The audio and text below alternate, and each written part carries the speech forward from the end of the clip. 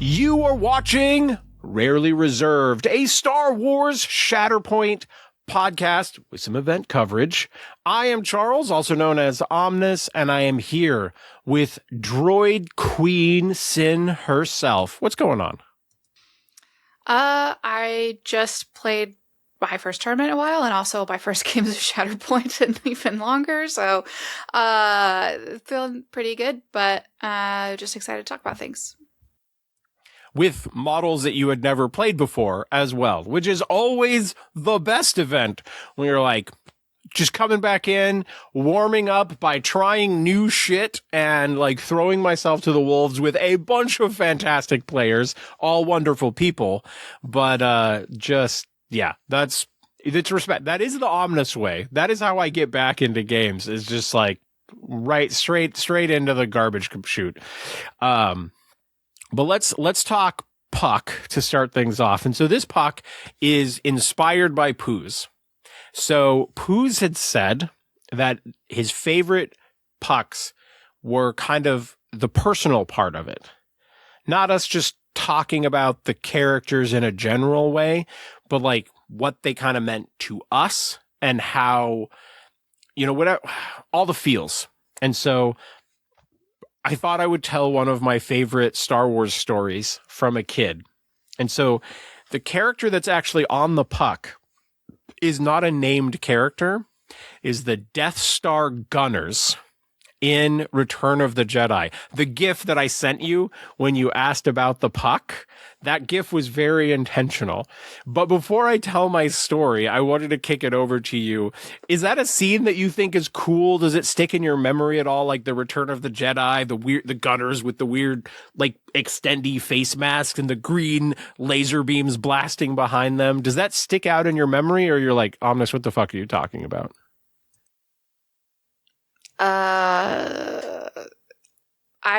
No. I forgot that after it happened, and then I forgot it again after you sent it to me. I was like, oh, he must have just selected random Star Wars GIF. I guess I'll just figure out what he means by that later. Okay. I mean, I always thought it was a cool looking scene in general. Just, now me as an adult, I'm like, should we really have like Death Star lasers like right behind people? That looks like it's like 10 feet away from them. Like that can't be good for you. Is there radiation? Do they have the appropriate health care? All of the normal problems. But there's something special about the Death Star Gunner. And what's special about the Death Star Gunner is that I grew up with Star Wars because of my brother, and he had all of the Star Wars toys. He had all of the original New Hope toys, all of the original Empire Strikes Back toys, and all of the original Return of the Jedi toys. He had all of them. Sometime, I can't remember how old I was, something in like the 8 to 12 range. And I was over playing at a friend's house, and I noticed that they had a Star Wars toy that my brother did not have.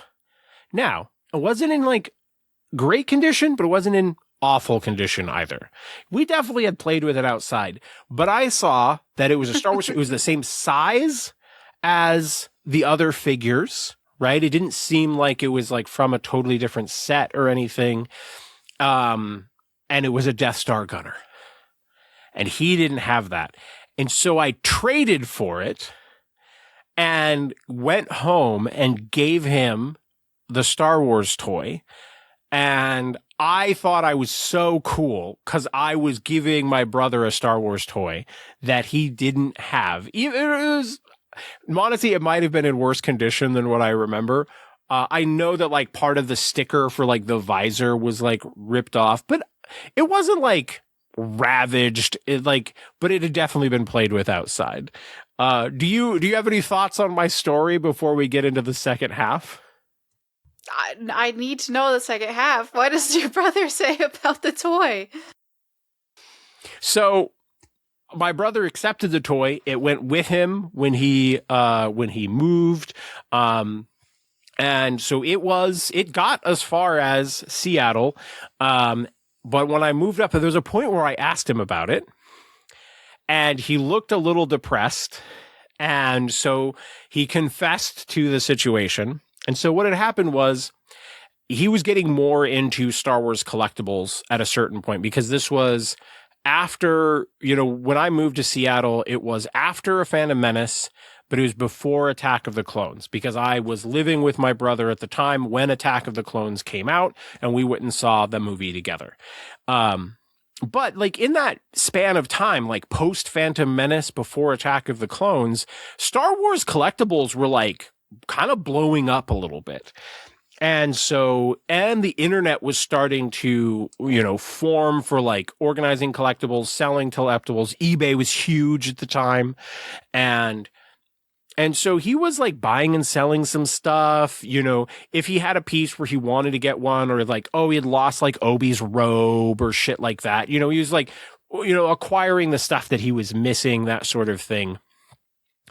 And he confessed that he started to get annoyed that he had this Star Wars figure from me, which in his mind had to be like a Chinese knockoff or something, because it was not in the list of models in the sets. And so he kind of felt like it was, I don't want to put words into his mouth, but he said something to the effect, it was kind of like tainting the collection by like having like a fake figure in it. But then sometime later, because of the internet, he found out, and I'm not a super collectibles guy for the original stuff. Like I might try to track down an OG Boba Fett at some point, but I know they're super expensive, but that would be a thing that I would keep, which is probably why they're super expensive, because everybody wants that one figure. But he found out later on that there was a point where they released the Return of the Jedi stuff again, and they added another model.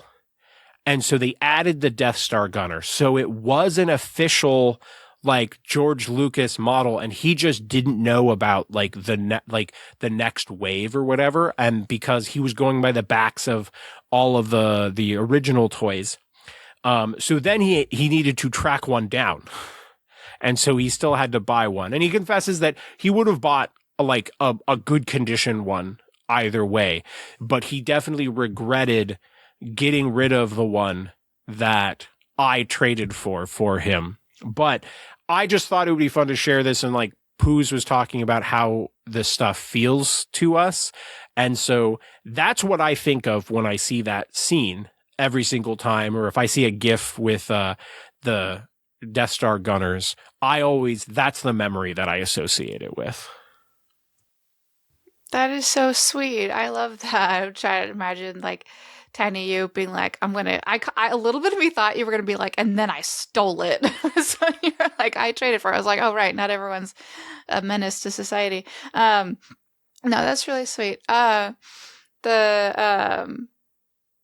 toys sticking around with us is always like a very interesting thing. Like I don't have a toy thing as much as I have like art from when I was little.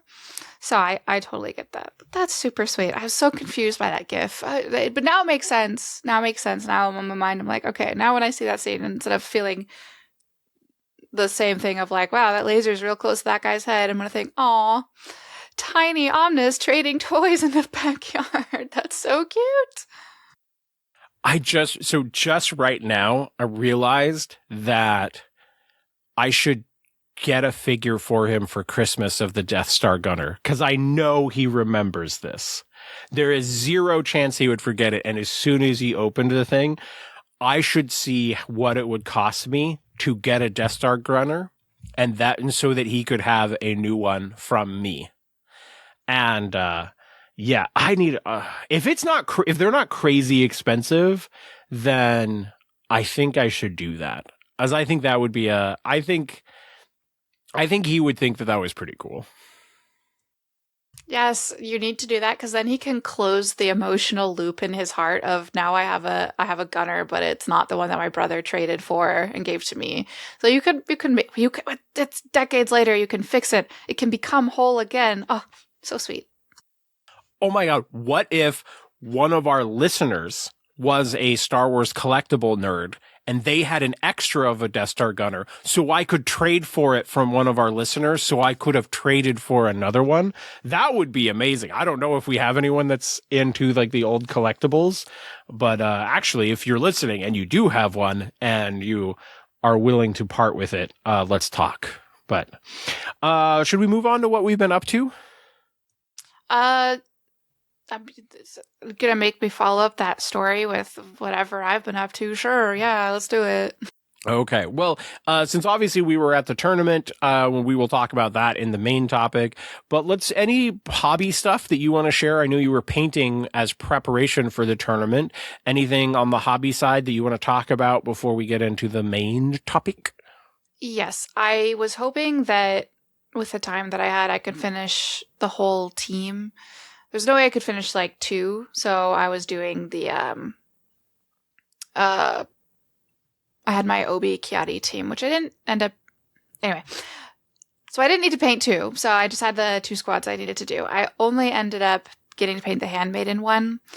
'Cause I didn't consider the fact that my arm would not allow me to paint that much in that short of a period of time. So I'm surprised I got done what I got done. And then for Leia and Ren, I borrowed from you. And funny enough, I'd already painted Chopper, but I painted Chopper for Lex. So Lex let me borrow Chopper. So actually, almost all of the models were painted by me.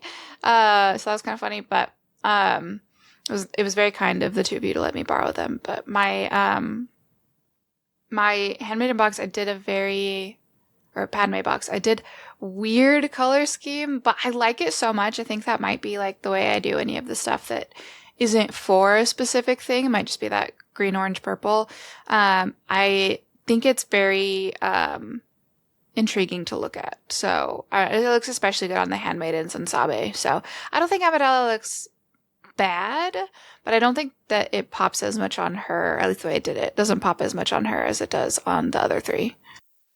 I mean, I love the scheme, and I forget, had you painted Sabe by the time we recorded last, or was Sabe since Tuesday? I feel like it's been since, and we didn't talk about Sabe last episode. But I thought your Sabe was incredible. Like, I loved the scheme on the Handmaidens, but it was like, I was just really attached to the orange. The way you mixed in the purple and the green on Sabe, I was like, I didn't know that I could love this scheme more. So I'm all in for you utilizing this scheme in as many ways as possible. Yeah, I'm excited about it. And then, the stuff that we were discussing for possible June stuff I was excited about as well, because I'm like, all right, I have a whole bunch of things. And then freaking Aubrey deciding to, ignite a whole new world for me. And like, why don't I just model them to be girls, all the male characters? Like, why had that never occurred to me? Like, that I've done that with other models, but just not Shatterpoint ones. So I don't know why I was like, just my brain never was like, I was like, oh no, it's there. I am only limited. Wait a minute. This can be whatever I want it to be. It's just plastic and paint. I am in control of this. So, I have all these fun plans now. Yeah, that's totally fair. I to be honest, I was hesitant to bring up, modifications, as I was worried that you would feel like that was cheating, and that I was trying to get around you wanting to have the all-girl team by like, how about we just make you a really good team, and then you make some of them girls? And I thought that something on the modification side might cross the threshold into defeating the purpose. But I'm all for doing some mods for this stuff and getting creative. Yeah, I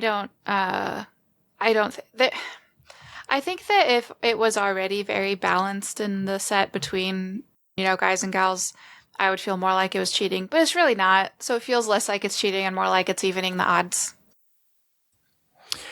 Yeah, that's fair. Let's talk about my hobby side going into this. I didn't do a lot of extra terrain stuff going into the event, because I pretty much had everything ready, but I am starting to work on the next table. I picked up at the event actually, they had a sale on some MCP terrain, and there's this pack that I've been wanting to pick up anyway to start work on kind of a Korriban themed table. And so there's this pack of terrain that was themed after Apocalypse in Marvel. So it is like this kind of vague Egyptian kind of theme, but also kind of technological.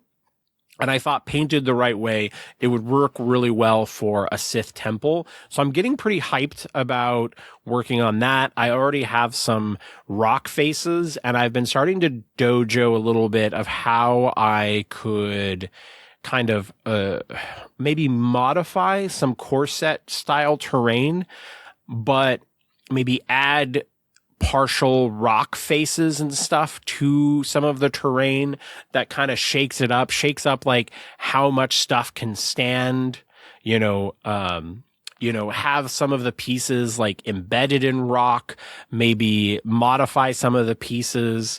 That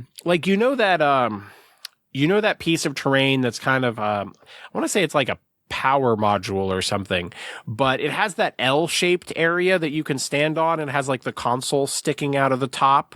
It's in the core set. It's, I was like, what if I chop off the console part and then make it so the rest of the top has like some rock face and stuff and like dirt and things like that.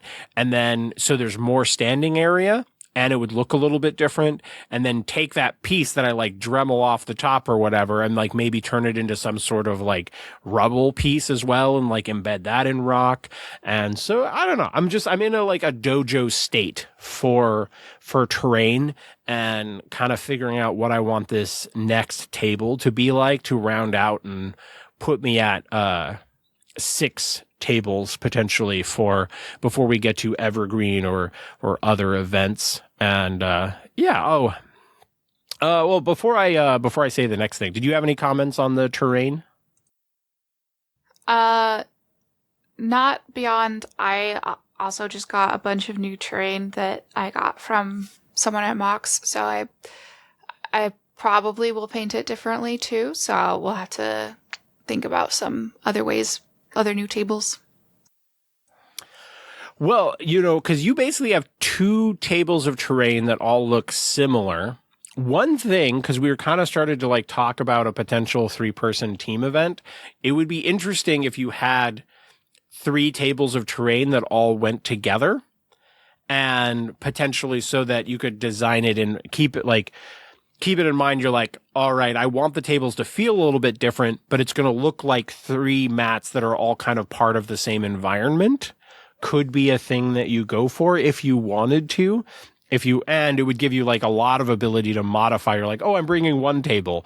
You'd have a lot of ability to customize what that 1 table feels like. I don't know. Just a thought. Don't feel like you have to adhere to that one. Heard.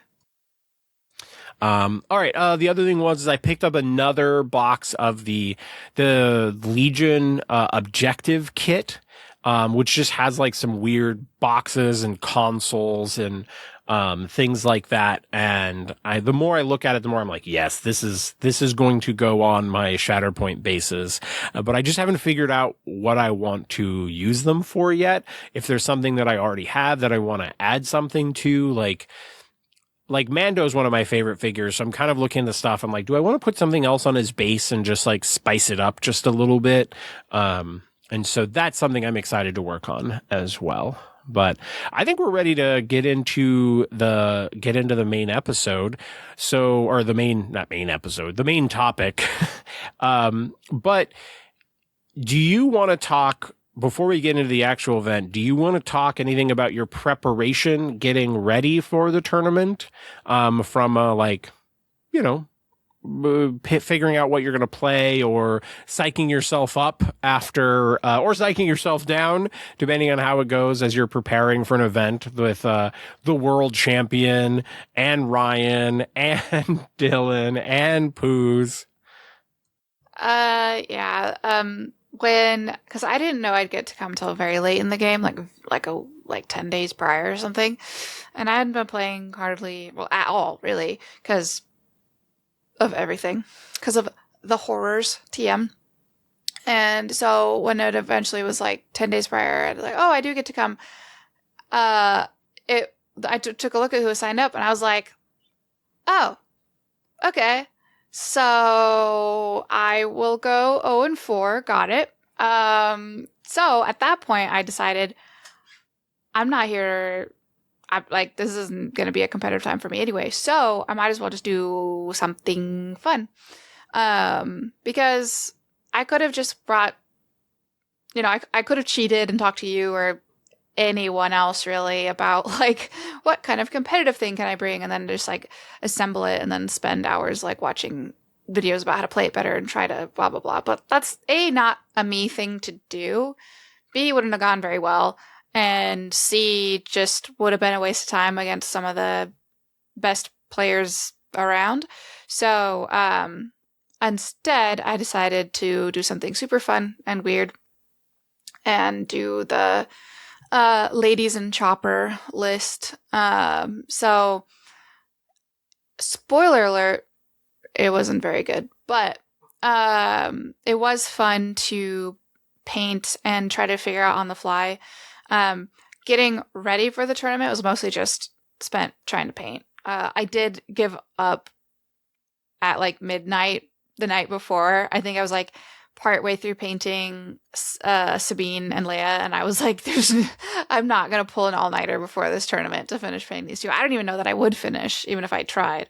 So I just gave up at that point. But I think the most thing that I did mentally to get ready was just to not psych myself out and be like, well, all these really great players are coming and I haven't played in forever. I'm already not that great to begin with. I'm just going to embarrass myself and Omnus by proxy. And so like I have this weird like mental block that you're like guilty by association with me of like, I'm bad at this. And so it's like, I don't know.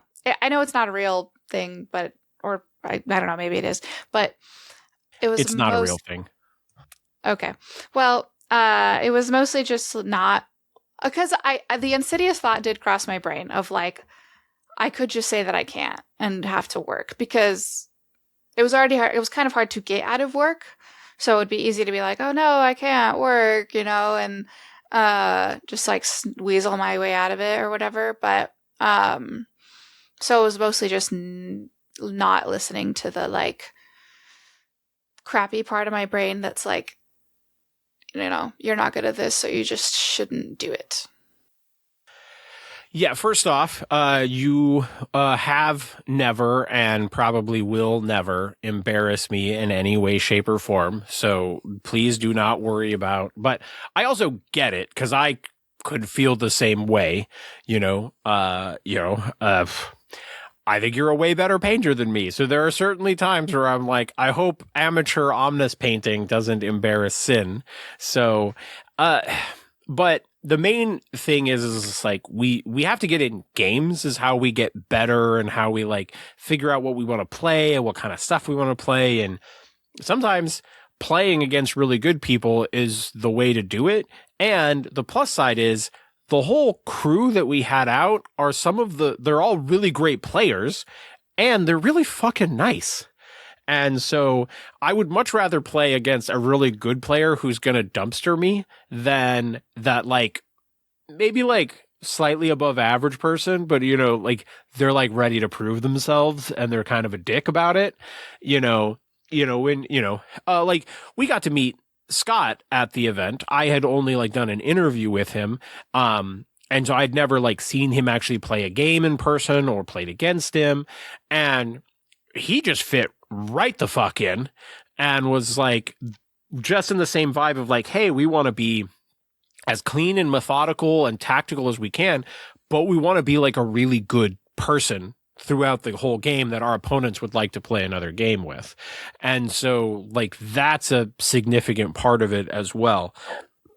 But back to your point, I totally get it. And I'm just glad that you were able to come out and play and just have a good time and, be a part of the community and such.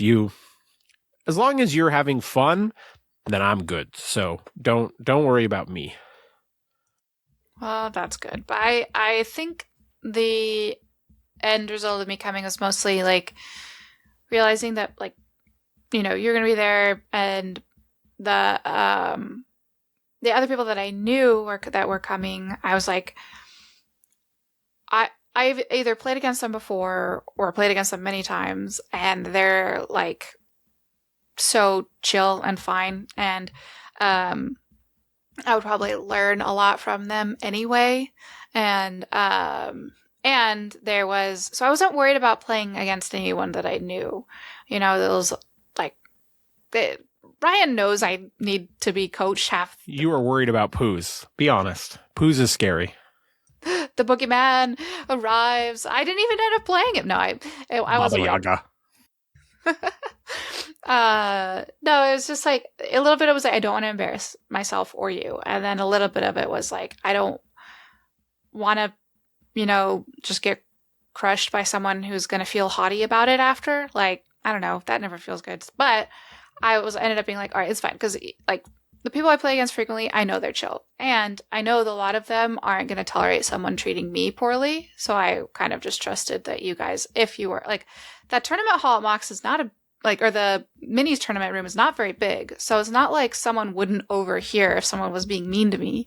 So I'm like, I can stand up for myself, but also no one else in this room is going to allow it if someone's being a little poo-poo head. So that was like that thought. I was like, all right, doesn't matter if I win. No one I know is going to be a dick. And then no one I know is going to let someone I don't know be a dick. Yeah, 100%. So obviously event wise, we didn't end up with a ton of people, which was a little bit sad. We just had we had multiple people out with illnesses. I was really hoping the Chris SV family would come down, but it sounded like they were having issues with their house and had to literally have roofers over that weekend to be like working on things. And like, that shit's scary, right? When you've got a house and there's a problem with it, that's something that you really can't neglect for gaming, right? And you know, would have loved to see Hell Cannon. His wife had like a broken foot, and he just is a nice guy and doesn't want to leave his wife stuck, you know, not really being able to move around and stuck at home without him. And like, that's all reason. And it was just a lot of stuff kind of compiled, you know. Would have been great to see Oscar, but Oscar, you know, ended up needing to go back to Canada, and, you know, yeah. So I was just determined. We have a lot of cool people coming out, you know, Scott was making the trip over, you know, and so I was going to get to meet the world champion, you know, Poos was coming up, and I just fucking love Poos. And so he's making the trip from Eugene. Dylan's coming down. I always am excited to see Dylan, and you were making it out to the event. Lex is making it out to the event. I always love Ryan and Donovan, you know. And I was like, I'm just going to make the best of it. And I was thinking ahead. I was like, we're going to do 4 rounds, even with a small turnout, just so everybody who's traveled gets in more games. And so I was just kind of figuring out in my head how all of that was going to work out. But I did want to shout back to a thing that you said earlier. But when you messaged me at like, it was pretty close, I think, to 1 a.m. where you were like, can you bring these models for me? And I was definitely awake, and I was thinking about texting you anyway. I was like, can you bring a power bank for me? Because one of my batteries that I use to charge the cameras is being weird right now, and I'm just not sure I'm going to wake up with it charged. And so I would love to have another battery just in case. And so we were immediately like, can you bring this? Yes. Can you bring this? Yes. And I was like, that's bro stuff right there. We had each other's back. So, but anyway, I was also Friday night, I went and set up tables at Mox so that I just had everything ready to go so that I could have a chill morning and just work on the cameras and be social and not really be worried about terrain, which was awesome. God, it felt so good to not already be sweaty and stressed by the time we were starting things. But do you want to talk about your first game? Like, you don't necessarily have to go play by play or anything, but do you have any like moments that you wanted to shout out, or things that you learned from the game, or models that you just thought did a good job in that game? Sure. I played Dylan, and it was actually great for. I think I really only played Dylan one other time. And that one other time I played Dylan, I also tried a list for the very first time. So I think this is a tradition that Dylan and I will break a new list on Dylan. So he was playing Gideon and Krennic, and it was like the first struggle was very long. Maybe only 50% because I was like reading the cards. Like, what do you do, women? But it was a weird game. Like, fifth brother, Leia, Sabine, and Chopper ended up on the top of like the same piece of terrain for like the whole game. It was weird. But it was interesting just because it was a spot where two separate tall pieces of terrain were close enough to each other that a model was contesting from a different piece of like the other piece of terrain. Like there's this big gap.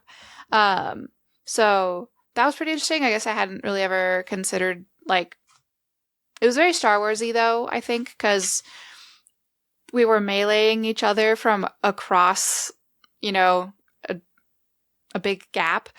There was some good moments in there though. Dylan's so nice though. He was staring at the board for a while, and I was like, there is no way he's thinking this hard. I'm like, well, what you doing, buddy? And he's like, well, I don't want to be evil. I'm like, Dylan, are you sitting there thinking that you don't want to do the evil thing? I'm sure the evil thing is really cool. You got to do it. And he's like, okay.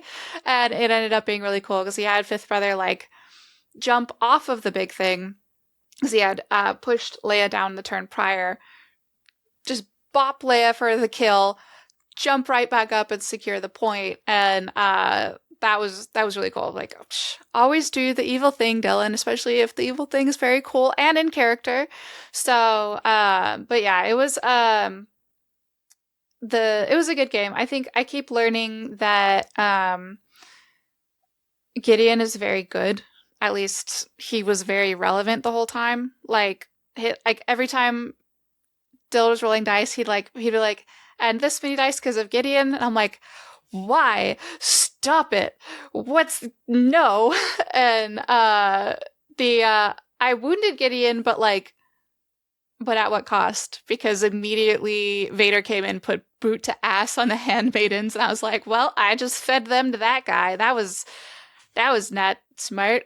But it was a really good first game of the tournament and first game in general because like I said, Dylan's great and definitely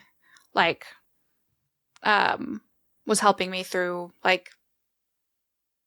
I'm pretty sure this card says this. I'm like, oh yeah, you're so right, it does. Thank you, Dylan. So it was very fun. Good time to start things off with. So thank you, Dylan. Also, I thought it was very cool that ended up being that you were playing Padme against Vader on the Mustafar table. And so you were just reenacting some Revenge of the Sith vibes. And so that was cool. There were some really good vibes in that game. And I lost in 2 struggles, but it didn't feel like a stomping. I don't know if that's just like Dylan has a really good bedside manner. So it's like, it's a doctor euthanizing you, but you're like chill about it because he's being so nice the whole time. But yeah, no, it was good. And it was another, like, besides Gideon being good, it was another reminder that Death Troopers are really good too. So, but yeah, it was super fun. I've been talking about Death Troopers. They've become like Death Troopers and Vader are my favorite Imperial stuff, and they're kind of like the cornerstones of my list. So I'm glad you got to see some Death Trooper action. So when I talk about Death Troopers in all of my Imperial lists, you're like, yeah, I hate those guys. Yeah, fuck those troopers. But I did want to shout out the recorded game for round 1 is a game between Poos and Ryan. So I'm very excited to work on that particular game. Ended up being a super close one. Uh, this will be a trend of the event. There was a lot of very close games, and every recorded game I have is like 2 fucking hours long. Nobody could give me like a good stomping of someone. I needed to record at least like one where someone just rolled the fuck over someone, but it didn't happen. There's too many good players, and they were just like giving each other really, really good games. So, yeah, there is close stuff for me to work on. But all right, let's. If you wanted that, you should have just manually paired me and what's his name, the champion. I'm just blanking. Scott. You should have just manually paired me and Scott, and then you would have got your 45-minute game in. I mean, Scott's also just like a super nice guy, so I think he also probably would have ended up just like giving you a little coaching and stuff along the way, and probably would have helped out. He just seems like that kind of dude. So he does, yeah. All right, well, let's talk a little round 2. So, in the results, I know that Ryan came out on top of the game between him and Poos. It was super close. But proceeding to round 2, what was your round 2 like? Round 2 was Lex. Lex was playing Mando's Armorer and Mando. That was very long for a struggle. It was like extremely back and forth, and I did notice that my team really, because I played the Handmaidens again, really struggled to keep up with the damage output of Mando's, and especially because no one on between the Padme box plus Leia, Sabine, and Chopper. Chopper's actually the one with the biggest innate dice rolls. So, without having to do kind of specific things to get focus dice, they're just not rolling very many dice at all. And having a ton of characters with 4 defense dice felt bad. And it just felt like not only were we not keeping up on the damage front, not keeping up on the mobility front either. Of course, all the Mandos can, synergize with each other and move each other. But I felt like I had 2 entirely unrelated squads, which is my own fault. And I shouldn't have figured that out at a tournament. I should have just played it once beforehand and been like, this is dumb. But it did mean everything felt very difficult and disjointed. And then also just misplays on my part. It meant that I just didn't get anything out of Leia. She might have been very cool, but I just couldn't get it to click. So Lex got the first struggle, I got the second one, and both of them are pretty long and back and forth. But there was a really terrible pull for me for the third, so I just got in that last one. But it was still a fun game. It was fine. Lex, I kept having to tell Lex every single time. I'm like, there would be a very obvious moment where Mando could pull something off, and they would be like, I don't. I'm like, he needs to punch me, Lex. I know you don't want to, but he needs to punch me. And so it was like I was encouraging my own doom throughout the game. So, but they're fun. So it was still a good time. But yeah, so, game 2, pretty good. Learning the list even more. So tell me about your time, since I was very busy trying to run a bunch of ladies and one droid. Well, so I was setting up the recording table for this was Ryan and Scott. And so this game also seemed really crazy, and they spent way more than an hour in the first struggle. So I'm very interested in watching the game and doing commentary over it. Looks like all of as far as I know, I haven't gone through all of the footage, but it looks like all of the recordings of every game went smoothly. So I'm very excited about that. And then I know that Poos and Dylan also had a really interesting game. So, sorry, excuse me. Yeah, I just think everybody was having just really tight, interesting games, and I'm honestly not surprised at all that you'd be playing Lex and being like, Lex is just being really nice because honestly, they're really fucking nice. So, so yeah, I was definitely happy that you two got a chill game, right? Like Lex had just played the world champion. You had just played Dylan, both just absolutely like wonderful people, but like really fucking good. So, then getting to have a round where you two just sort of got to was bro out, because I know you were always trying to like get in games with Lex, so I was happy that you and Lex had some game time there. But then I believe the next round you ended up with the bye, and then I recorded. This is actually the first video that I'm working on, so this ended up being Poos versus Scott. And so this one I recorded, and I'm really excited about it because both of these people were playing lists that are like right out of my wheelhouse, that I haven't been playing because I've been trying to avoid Cassian. But Poos was playing a Mando Cassian list that was exactly the sort of thing that I would play. And then, but I don't think I'd played Poos' exact version, but it's been one that I had been like considering. So I thought that was very cool. But then, Scott brought the Armorer box plus Cassian, Bo-Katan, and Bajan Shrute. And this is a list that I've literally played model for model and really like it and think that it has some interesting potential. So I was really excited to kind of see how Scott played it. And so I'm most of the way through editing the footage and kind of cleaning it up and like switching between the two cameras. I think I have about 30 minutes left out of the episode to work on something like that. And then I'm going to do commentary on it. And so that video should be dropping this week, either right before or right after this one. I think it'll be after this one. But so I'm very excited about that one. That was just a list that I was really excited to dig into. And the way that things looked on the side camera, I felt like it was going to be a good game, kind of showcasing the side view for Shatterpoint. So excited about that. But kick it back over to you. How was your last game? So I think it was actually pretty good for me to get the bye in the third round because my shoulder was starting to be unhappy with me.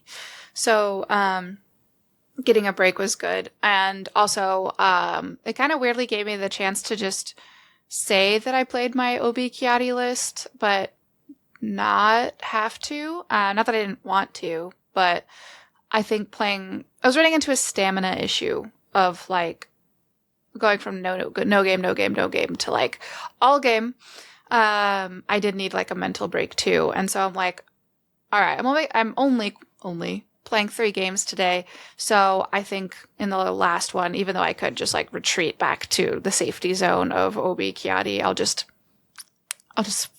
finish this the way I started it and do the list that I had just made. And so I got to play Ryan in the last game. And so, I ended up walking into OB and Kiati anyway, because that's who Ryan was playing.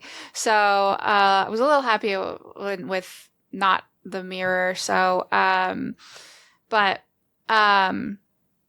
we did, the battles kind of like spread out, which wasn't necessarily bad, but it was pretty tough on the handmaidens because they themselves don't really have extra movement. Like Sabe and Padme can move them well, but like it did ended up a big part of like the end result was because them by themselves on their turn have no way to get extra movement. And also they're toward a primary from Sabe, extremely restrictive. Like especially if you pull her early on and the primaries are behind them, it's like great. I guess I just have to reserve you.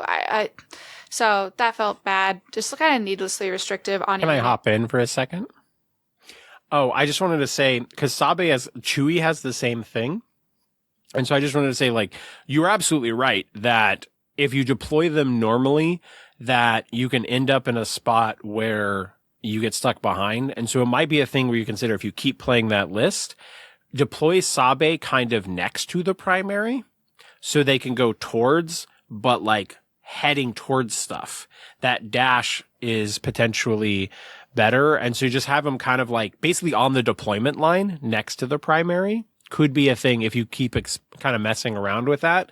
I think people are really hard on Chewie because they're like, oh, if I draw him first, you're like, you just might have to deploy him a little bit differently or, be planning to reserve him. But it's just like you can tweak the deployment a little bit if you end up really liking Sabe to kind of get around that a little bit.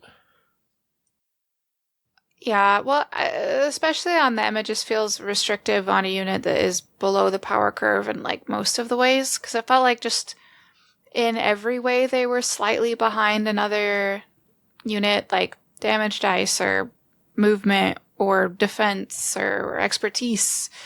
Especially defensive expertise. It was very much like, this is just bad. Okay, cool. So they just felt very like, I really wanted them to be cool and fun, and they were just consistently like close but not good enough, and so that sucked a bit. But Sabine also fun, but definitely needs more of her own group around, so you're totally right about that. So that ended up being kind of just like a frustrating thing. But and we had a hilarious moment where I just was like, I don't have anything better for Chopper to do. Chopper's just gonna like roll some dice into a Padawan learner, and like wounded him from his like just like rolled like crazy, like 4 or 5 crits or something like that, and just wounded him. And Ryan and I were both like, oh, okay. He the droid rage is real. He just went ham, and but playing into like kind of almost the list that I was used to playing, the Obi Kiadi, man, those tricks are not as fun when they're being used against you. So, yeah, especially because like I would remember too late all of the things that Obi does, and I'm like, I'll do this, and then Ryan would like, yeah, and then I'll do that. I'm like, I knew that he could do that, and I forgot, and now I'm stuck. And weirdly enough, after Chopper spends this weird time punching a Padawan learner in the face, my final hope to not just lose the game at that moment was for Chopper to kill the Padawan learners again. But apparently he felt bad about the first time because 6 out of 10 of his dice were fails. So, clearly Chopper only has infanticide in him once, so... But it was definitely a very fun game that obviously Ryan is a great opponent and a very good sport. So it definitely left me with lots to think about. I don't think mixing eras works very well in that list. It's kind of dysfunctional, but I also think that as much as I like the handmaidens and like how I painted them, I think they're just, especially after having played a bunch of games with Baze and Chirrut, they're just going to feel really frustratingly bad to me. It's like, why am I doing this to myself? There's anyone else. So, which sucks because they're so cool and pretty and like could be very good. So, but yeah, no, it was a great game. Ryan's awesome. So, very chill. No regrets. Yeah, Ryan and I actually had a discussion after your game where he said he didn't want to play Anakin boss into you because it's like a very murdery list, and he's like, that's kind of mean to do to Sin. And I was like, honestly, I think playing Obi is more mean. I think when you play into Obi, you're like, oh, I just don't get to do anything. Like, I just don't get to score points, or I was like, I kind of told him, I was like, I think it would have been more friendly to you just play the fighty list. At least she gets to score some points, even if like shit's dying. But you're like, you go up against Obi and you're like, I shoot you. And you're like, I move back on the point. You're like, okay, so I just did nothing. So I was just curious from your perspective, would you have rather played against that Obi Kiadi list with like all the hunker mechanics and stuff? Or if he was playing a list that didn't have the hunker mechanics, but a lot of his activations killed stuff, which one would you have preferred? Who was the other primary? Do you remember? Was Anakin who? Boss from the Delta box. No, I would have jumped off a cliff if he had been like, I'm playing Anakin. I would have said, goodbye, Ryan. I'm gonna. You can have an infinite to 0 win against me. I'm going home. Okay, I thought you might agree with me, but I guess I was wrong. All right, Ryan, you were right to play what you did. This might have been my internal feelings about Obi-Wan coming out, not maybe what's actually true. So I will stand corrected. We do have very differing opinions on Obi-Wan. Like Obi-Wan, I felt stymied, but also I knew it was coming. Versus, I think if I had played, against a more killy list, it would have just been like, I'm rolling 4 defense dice all the time. And so it feels like I just have, and a list that doesn't roll very high offensively. So it would have just been like, ow, I'm not scoring any points because all my characters are wounded. So I think that would have been a lot more frustrating. All right, fair. That's why I asked. So Ryan, I stand corrected. You made the right call. Internal Omnus thoughts coming out there, I guess. But overall, last game that was recorded was Dylan versus Scott. So I ended up with 3 of Scott's games. So I'm really excited. Obviously, Scott has won multiple GTs. He has he's won Adepticon, absolutely fantastic player. And honestly, like watching him play and just how he talks to people, just super fucking nice guy. I just liked talking to Scott. I was like, this is just a person that I would enjoy talking lists with. Like, just such a cool dude. So I'm excited to dig into his videos more. He was super nice the whole time about recording games. And obviously, congratulations to Scott. He took the qualifier spot, so big congratulations to him. And then Ryan ended up taking second, and then Poos ended up getting third. And then I'm just thankful that people were there, and I got to hang out with cool nerds. Do you have any closing thoughts about the event overall before we start wrapping the episode? No, I think it was good. I agree. It was a kind of a bummer that a bunch of people, like, for whatever reason, had to back out at the last second because it was a really good time, and I think would have only been enhanced by more people showing up. So, but very 100%. grateful for the people that did come. They're the real ones. So, and also I'm glad that I went just because I don't remember if this was a thing we knew on on our last episode, but I don't get to have my shoulder surgery until April 29th. So I'm going to have my disarmed token for a while. And basically I just, the only reason I mention it is I have a ton of time where the doctor was like, well, you can't really make it worse. I mean, don't do things if it hurts, but you can't make it worse. So I'm going to take that and run. I don't think he meant go ahead and paint everything, but we're going to read into it a little bit, read around it and just do some painting. So even though I, lost all my games, it did leave me very excited to try new things. I think I went home and then like messaged you like a list idea and you were like, why? Like, I don't know, man, because it just came into my head. Okay, don't judge me. But wait a second. I didn't say it just like why. I was curious what the inspiration was. You don't message me lists very often, and so I was like, okay, what inspired? I wanna talk lists. Like where was your brain at? I love how people like come to you like, oh, I wanted to play this for whichever reason. What synergy pulled you, or paint scheme or what. I was wanting to get into it more. You just made it sound a little bit like I was like, why? No, mostly because like I don't remember why I made that list. Like we got back from the tournament. I think I didn't get home until like 2 something. I think I made that list at like 2:33 in the morning. So what was my reasoning for it? Delirium, I guess. I don't know. So if that'll be the name of the list if I do end up painting and playing it. It's just Delirium. So we'll see if it's good. But like it did get me a lot of hype the event did give me a lot of hype to keep playing and trying new stuff. And talking with Booze about the podcast did give me hype for podcasting stuff, which was really cool. And so, very good time. And I know that we had talked about some future events that we're really hype about as well. So I'm just living in the hype for the moment. Nope, makes total sense. And you've helped me. The name of this episode will be Dice and Delirium. So gracias.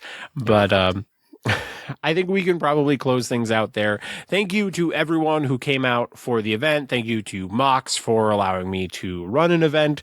And just in general, thank you, AMG, for making a game that I'm so fucking excited about. So thank you, Atomic Mass Games. And Sid, I'm so glad you got to come out to an event and we got to like do some hang stuff since Adepticon, despite your crazy work schedule. And we just got to paint stuff and play stuff and talk lists and hang out. It was awesome. So thank you for being a part of it. Thank you for running it.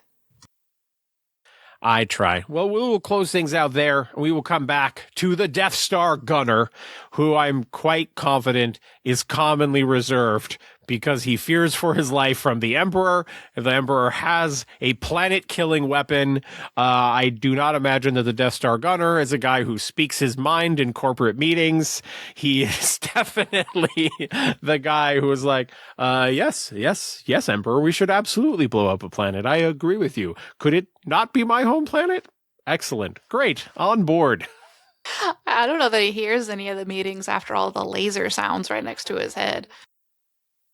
Yeah, the chemotherapy and stuff that he's going through, you know, that's not funny. It's not funny, but I just wasn't expecting you to say that. Poor man. Oh no. They just, I just, every time I see that scene now as an adult, and I'm like, does their healthcare coverage the side effects of being this close to super kyber powered laser infusion planet destroying beams? Because I feel like in Canada that would not be allowed for sure. Canada would be like, there's, you know, got to be some protection there. So yeah, Death Star Gunners, commonly reserved, and hopefully have great healthcare. Later, nerds. Comm signal lost.